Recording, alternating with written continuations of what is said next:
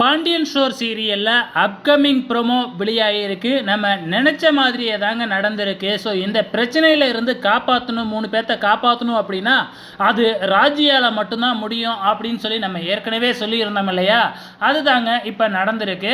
So வக்கீலும் இன்ஸ்பெக்டர்கிட்ட பேசி பார்க்குறாங்க. ஆனால் இன்ஸ்பெக்டர் எஃப்ஐஆர் போட்டே தான் ஆகணும், இதிலெல்லாம் ஜாமீன் கொடுக்க முடியாது அப்படின்னு சொல்லிடுறாங்க.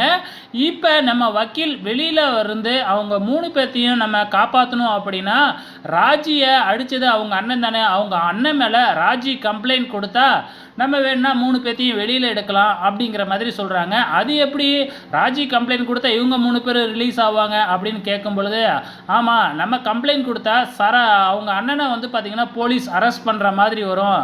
ஸோ அவங்க அண்ணனை அரெஸ்ட் பண்ணக்கூடாது அப்படின்னா கண்டிப்பா அவங்க 2 பேரும் இவங்களையும் அரெஸ்ட் பண்ண வேணாம், கேஸை வாபஸ் வாங்குவாங்க. ஸோ இதுதான் ஒரே வழி அப்படின்னு சொல்லிடுறாங்க. நம்ம பாண்டியன் இருந்துக்கிட்டு இல்லை அதெல்லாம் வேணாம் அப்படின்னு சொல்லி பார்க்குறாங்க. ஆனால் ராஜி இருந்துக்கிட்டு இல்லை நான் எங்கள் அண்ணன் மேலே கம்ப்ளைண்ட் கொடுக்குறேன் அப்படின்னு சொல்லிட்டு நேராக போய் போலீஸுக்கிட்ட எங்கள் அண்ணன் மட்டும்தான் என்னை அடித்தா, மற்றவங்க யாரும் எங்கள் வீட்டில் என்னை எதுவும் செய்யலை, எங்கள் அண்ணன் மேலே நான் கம்ப்ளைண்ட் கொடுக்குறேன் அப்படின்னு கம்ப்ளைண்ட் கொடுத்துட்றாங்க. இப்போ போலீஸ் ஸ்டேஷனில் இருந்து அங்கே கோமதியோட அண்ணன் வீட்டுக்கு தகவல் போகுது. ஸோ அவங்களும் போலீஸ் ஸ்டேஷனுக்கு வராங்க. வேறு வழியே இல்லை, கம்ப்ளைண்ட்டாக வாபஸ் வாங்கி தான் ஆகணும். இதுதான் நடக்க போகுது, வெயிட் பண்ணி பார்க்கலாம்.